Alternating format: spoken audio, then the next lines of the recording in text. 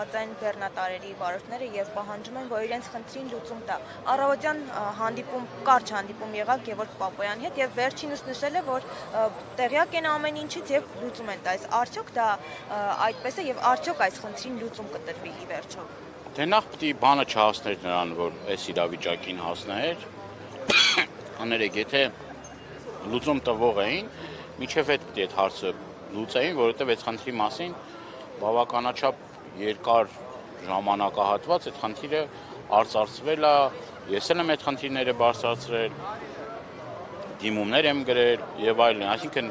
այնպես չի, որ այսօրը իմացան, որ այս խնդիրը կա։ Այդ մեկ, երկրորդը որքանով հավատանք այդ խոստումներին, ճիշտն ասած, ես իրենց ասածներին չեմ հավատում, որովհետև մինչև այս էլ, մինչև այս թեմայով էլ էլի խնդիրներ են եղել բեռնափոխադրողների հետ կապված, որոնք պատշաճ լուծումների չեն արժանացել, թե Վրաստանի տարածքում, թե Ռուսաստանի Դաշնության տարածքում։ Այս խնդիրը որքանով իրենք կարող են լուծել, շատ մեծ հույսեր ակնկալիքներ չունեմ։ Կրկնում եմ, եթե լուծող լինեին, մինչև այս պետք է այդ խնդիրները լուծեին։ Իսկ օրինակ պատգամավորները այս թեմայով ինչ-որ բան պատրաստվում են անել, որովհետև վարորդները նշել են, որ օրինակ Ղազախստանում պատգամավորները նույն խնդրով բարձրաձայնել են եւ խնդիրը միանգամից լուծվել է։ Տեսեք, ես նորից կրկնվեմ, ամենամեծ գործիքակազմը ունի կառավարությունը։ Իր գերատեսչություններով տարբեր, նախարարություններով, ի վերջո այդ հանդիպումների կամ, չգիտեմ, միջպետական այցերի տարբեր խողովակներով բանով շփումներ ունեն նախարարների հետ կամ ամենաբարձր մակարդակով շփումներ ունեն։ Ամենամեծ գործիքակազմը իրենցն է, որ իրենք պետք է անեն։ Ընդդիմադիր պատգամավորները կարող են հարցը բարձրաձայնել, որովհետև ռեալ գետնի վրա շատ մեծ հնարավորություններ չունեն։ Սահմանափակ են ընդդիմադիր պատգամավորների լիազորությունները։ Բայց մենք նաև ես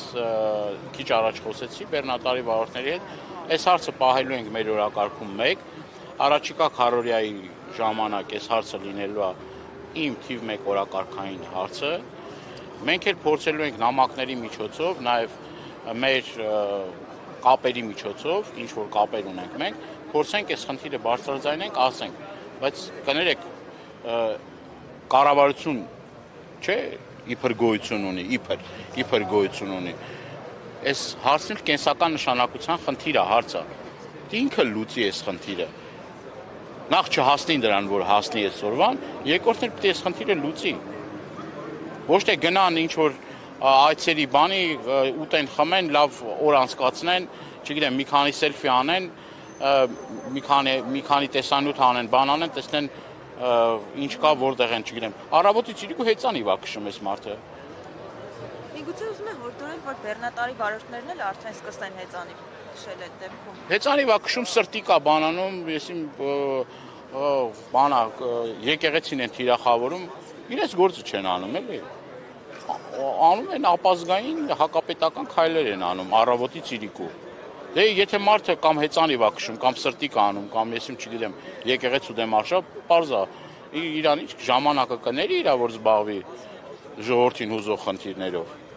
Չի զբաղվում։ Հանցավոր անգործություն են ցուցաբերում, դրա պատճառահետևանքային կապերը առաջիկայում կտեսնեք։ Գների թանկացում, էլի ուրիշ հետևանքներ կունենան, տնտեսության հետ կապված լուրջ խնդիրներ են ունենալու, որովհետև տեսեք, ոչ միայն ներմուծման հետ խնդիրներ են ունենալու, այլ նաև արտահանման հետ կապված բավականին լրջագույն խնդիրներ են ունենալու գյուղատնտեսական ապրանքների, այլ տնտեսվարողների, որոնք որ էլի փաստի առաջ են կանգնում։ Հիմա որ Ղազախստանը կներեք այդ հարցը լուծել է, այդ պատգամավորները լուծել են այդ հարցը, բայց ենթադրում են, որ իշխող պատգամավորներն են այդ հարցը լուծել։ Այսինքն իրենց քվե տված մարդկանց խնդիրներով զբաղվում են։ Սրանք չեն զբաղվում։ Չկա նման ապրումակցում, խնդիրներին հետամուտ լինել, այսինքն այս մարդկանց թողնել բացի թողի վիճակում, որ ասեք գնացեք դուք ձեր խնդիրը վրացիների հետ լուծեք, գնացեք դուք ձեր խնդիրը Ռուսաստանի Դաշնության հետ լուծեք, բա դուք ինչի համար եք։ փողեր եք ստանում, ապարքեվատրություններ եք ստանում, չգիտեմ, օրը մեկ ծառայողական մեքենաներ են փոխում, չէ՞։ Թանկարժեք, գերթանկարժեք ծառայողական մեքենաներ են փոխում։ Միլիոնավոր դոլարներ են վատնում իրենց, չգիտեմ, կեցավայրի վրա, որ բանը կառավարական դաչաները կա, որը $5,000 ծախս են անում։ Նորմալ մարդիկ ուրախ երջանիկ ապրում են, բայց այս մարդիկ են հարկ վճարողներ, ասում են հերոս հարկատունները։ Տեսնում եք, չէ՞ հարկատուներին ոնց է վերաբերվում։ Մի մասին հարցով ընդհանրապես չի զբաղվում, մի մասին տանում է քրեակատարողական հիմնարկներ, ՊԵԿ-ը դարձել է մի հատ պատժիչ մեխանիզմ տարբեր մարդկանց լռեցնելու համար։ Եկեք ընդհանրապես այս հարցով իրենք ինչ-որ դիմում ներկայացրել են, թե նաև սա կարող է լինել Ռուսաստանի հետ այս պահին իրենց լարված հարաբերությունների հետ կապված։ Ես չգիտեմ իրենք դիմում ներկայացրել են, չեն ներկայացրել։ Համենայն դեպս քիչ առաջ ասեցին, որ եկել է ասել է ինչ որ զբաղվում են, իբր թե այդ հարցով։ Դե հիմա դիմում են ներկայացրել, չեն ներկայացրել, այդ հարցին չեմ կարող պատասխանել։ Պիտի թափանցիկ լինեն էլի իրանք, պիտի թափանցիկ լինեն, ասեն, մենք ասել ենք, խնդիրը կամ լուծվում է, կամ չի լուծվում, կամ մենք ի վիճակի ենք, կամ ի վիճակի չենք։ Մի այդ հարցերի պատասխանը իրենք պետք է տան, ես չպետք է հարցերի պատասխանը։ Ես կրկնում եմ, ամիսներ շարունակ այս հարցը բարձրաձայնել եմ, ասել եմ, գրավոր դիմումներ եմ ուղարկել։ Այնինքն ինչ չի որ տեղյակ չեն եղել, եթե ես տեղյակ եմ եղել, իրանց էլ զգուշացրել եմ։ Իրանք որպես կառավարություն, բա ինչ են։ Ոչ մի բան են։ Ոչ մի բան են։ Ասեն մենք ոչ մի բան ենք։ Հիմա հասել է խնդիրը այս վիճակին, ասում է դե գնանք հլա մտածենք, տեսնենք հլա ինչ ենք անում։ Ամեն հարցով են տենց անպատասխանատու, ամեն հարցում է այս բարդակն ու ամենաթողությունը տարբեր ոլորտներում է։ Բայց կրկնում եմ, սա այն հարցն է, որ կենսական նշանակություն ունի։ Յուրաքանչյուր հայ մարդու գրպանի վրա ազդելու է։ Յուրաքանչյուր հայ մարդու գրպանի վրա կրկնում եմ, ազդելու է այս ամեն ինչը։ Այսինքն ստացվում է կառավարությունը առաջնահերթությունը չի տալիս նման խնդիրներին, բայց Դե եթե առաջնահերթությունը տար, հիմա այս մարդիկ հավաքված կլինեն, այս մարդիկ իրանց գործին կլինեն։ Եթե իրանց համար մի քիչ, չգիտեմ, կոմպետենտ լինեին, մի քիչ սրտացավ լինեին, այս հարցը լուծված կլիներ, այս մարդիկ էլ այսօր բան ու գործ թողած չեն, էլի այստեղ կանգնին։ Շատ մարդիկ ուրեմն տունը գրավա դրել, բեռնատարա գնել, որ իր տան խնդիրները հոգա, կարիքները հոգա։ Հիմա վարկային պարտավորվածություններ ունեն տարբեր մարդիկ, ոչ միայն այստեղ հավաքված։ Ես բազմաթիվ նամակներ եմ ստանում, երբ որ ասում են, որ մենք մեր տունը, մեր գույքը գրավ ենք դրել, վարկ ենք մուծում, բեռնատար ենք վերցրել, որ գոնե ծայրը ծայրին հասնում են։ Հիմա որ այս մարդը չաշխատի, այդ տունն էլ են ձեռից վերցնելու, այդ բեռնատարն էլ են, չէ՞ ձեռից վերցնելու։ Գնաց մարդը հայտնվում է դրսում, փողոցում է հայտնվում։ Հիմա սա կարևոր հարց է, թե անկարևոր հարց է։ Կարևոր հարց է բնականաբար, բայց իրանց համար կարևոր հարց է, թե անկարևոր հարց է։ Եթե կարևոր հարցն էլ լուծված կլներ, կրկնում եմ, լուծված կլներ, մինչև այսօրս լուծված կլներ։ Կամ գոնե թե մի շաբաթ առաջ այս մարդիկ հավաքվել են։ Մեկ շաբաթ առնվազն, բայց ավելի շուտ են իմացել։ Առնվազն մեկ շաբաթ առաջ այս մարդիկ հավաքվել։ Դու պետք է գայր ստե ասեիր, ես բան արել եմ կամ չեմ արել։ Հիմա պետք է պատասխան տային, ոչ թե հիմա գնանք, մի հատ տեսնենք, մի հատ էս անենք, մի հատ այն անենք։ Պարոն Գալյան, մեկ էլ շատ են նշում է վերջին շրջանում բոլոր ակցիայի մասնակիցները, որոնք դիմում են, բոլորը իրար վրա են խնդիրը բարդում եւ ոչ մեկ լուծում, այսպես ասած, չի տալիս։ Իրենց ձեռքերի տակ փափուկ բարձր են դնում եւ խնդրին լուծում չեն տալիս։ Ի վերջո, որ կառույցը պետք է օրինակ զբաղվի հենց առաջին հերթ այս հարցով։ Կա կառավարության ոչ բարող ղեկավար, կա էկոնոմիկայի նախարարություն, կա արտաքին գործերի նախարարություն, կա տարածքային կառավարման նախարարություն, առնվազն 4 գերատեսչություն կա, որ պետք է զբաղվի դրանով, էլի, այսինքն էլ ոնց ասեմ։ Ես քիչ առաջ էլ կրկնեցի, իբր թե Լարսում ներկայացուցիչ կա, այդ ներկայացուցիչին երբ զանգում ես, բաժանորդը անհասանելի է։ կամ գտնվում է ռադիոծածկույթից դուրս։ Մարդիկ գումար են ստանում, հասկանում ես։ Այս մարդիկ, որ հարկերը չվճարեն, այդ գումարները գոյանում է այս մարդկանց տրված հարկերի միջոցով։ Ճիշտ է։ Բա այդ բարձր աշխատավարձներ ստանալը լավ է։ Ծառայողական թանկարժեք մեքենաներ քշելը լավ է։ Այդ ֆեստիվալները բանը, որ անում են ուրախ տժում են, պարում են, ուրախանում են, ես չգիտեմ ինչեր են անում, չէ՞, այստեղ տեսնում ենք Երևան քաղաքի տոնակատարության ժամանակ պաշտոնյաներ ինչ ցնծության մեջ են։ Բա այս բեմը ինչի հաշվին է կառուցվել։ Այդ համերգը ինչի հաշվին է տեղի ունեցել։ Այդ հարկ վճարողներին, չէ՞։ Այս մարդկանց քրտինքի հաշվին 24 ժամ այս մարդիկ աշխատում են։ 24 ժամ գիշեր ցերեկ իրենց կյանքը վտանգի ենթարկելով աշխատում են։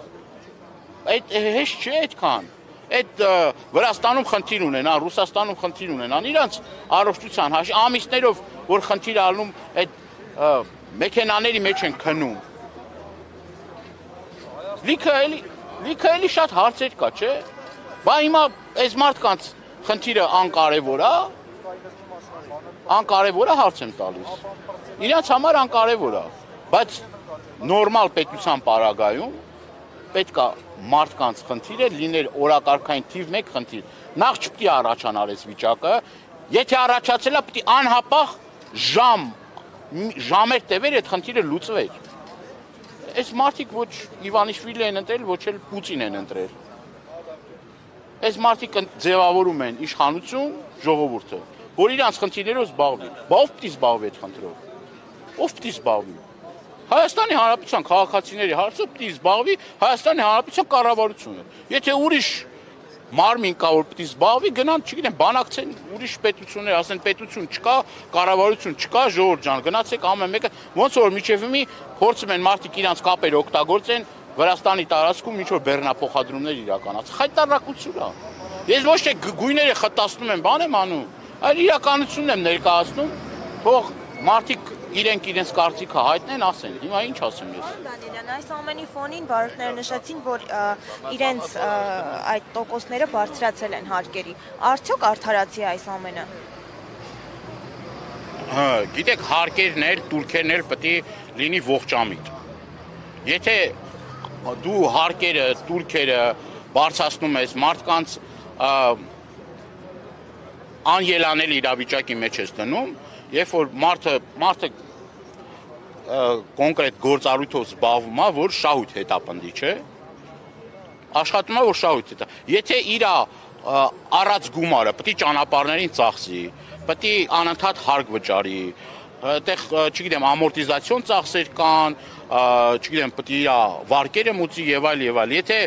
տակը գումար չմնա, ո՞նց ապրի այս մարդը։ Նշում են, որ մեծ մասը ստացած գումարի հարկ են վճարում։ Դե բա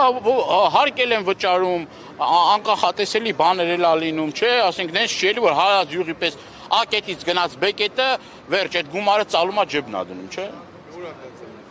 Տենց չի, չէ, իրականությունը լրիվ այլ է։ Իրականությունը լրիվ այլ է։ Այս դաշտում մրցակցությունը մեծ է, մարդիկ նաև ավելի ցածր գին են առաջարկում իրենց ծառայություններից օգտվելու համար, եւ մարդը պետք է եկամուտ ակնկալի, որ կարենա իր գոյությունը պահի։ Եթե դու անընդհատ այդ հարկային բեռը ավելացնում ես, եթե իրանց խնդիրներով չես զբաղվում, եթե մարդը մի ամիս ավել չի կարողանում բեռնափոխադրում իրականացնի, բայց այդ վարկը պետք է փակի, թե չփակի։ Կամ ենթադրենք ֆիրմայում աշխատում, այդ ֆիրմայի տերը պետք է այդ գումարը կարողանա այս մարդուն տա, թե չտա։ Կամ եթե այդ մարդը իր բեռնատարով է բեռնափոխադրումներ իրականացնում, նենց չի, չէ, ես 90% ավել մարդիկ այդ բեռնատարները գնել են վարկային միջոցների օգտվելու հաշվին, այսինքն վարկ են վերցրել, որ բեռնատարը գնել են։ Այդ վարկը պետք է փակի, թե չփակի։ Հիմի գան տունն էլ ձեռից վերցնեն, բեռնատարն էլ ձեռից վերցնեն, պետությունն էլ ասի, վայ, այս ինչ լավ է,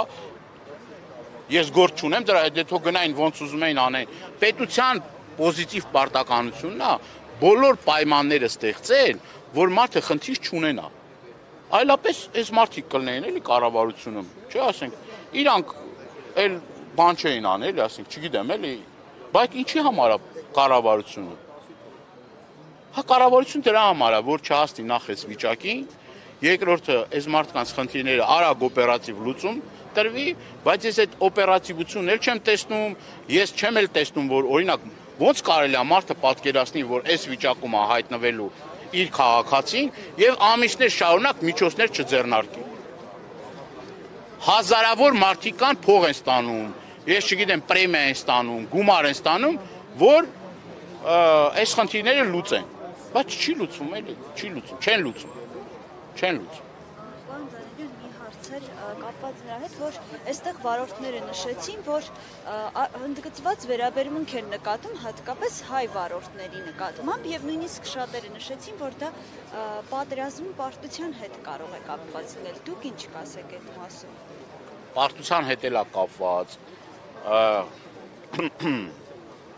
կառավարության ղեկավարների հարաբերությունների հետ էլ է կապված, այսինքն եթե տվյալ երկրի ղեկավարը լավ հարաբերություններ չունի, գործընկերային հարաբերություններ չունի, փոխվստահելի հարաբերություններ չունի, բնականաբար վերաբերմունքը փոխվում է այդ կառավարության նկատմամբ, ոչ թե մեր ժողովրդին, դա առհասարակ մեր ժողովրդի հետ կապված նաև վերաբերմունքի փոփոխություն ենք տեսնում այլ երկրներում, մասնավորաբար Վրաստանում, Ռուսաստանում եւ այլն, բայց կրկնում եմ, առաջին հերթին դա կախված է հարաբերություններից։ Եթե դու քայլեր ես ձեռնարկում եւ այդ քայլերի արդյունքում հարաբերությունները վատթարանում է տվյալ երկրի հետ, բնականաբար դա անդրադառնում է այդ երկրի քաղաքացիներին։ Հիմա ես ամիսներ շարունակ Վրաստանի հետ կապված բեռնափոխադրողների խնդիրները բարձրաձայնել եմ։ Ասում եմ հանդիպել են։ Ասում եմ, որ հանդիպել ես, լուծում տրվել ես այդ հարցին։ Բերանը ջուր արել, նա կանգնել է, ասում եմ, այսինքն այդ հանդիպումները պետք է արդյունք ունենան։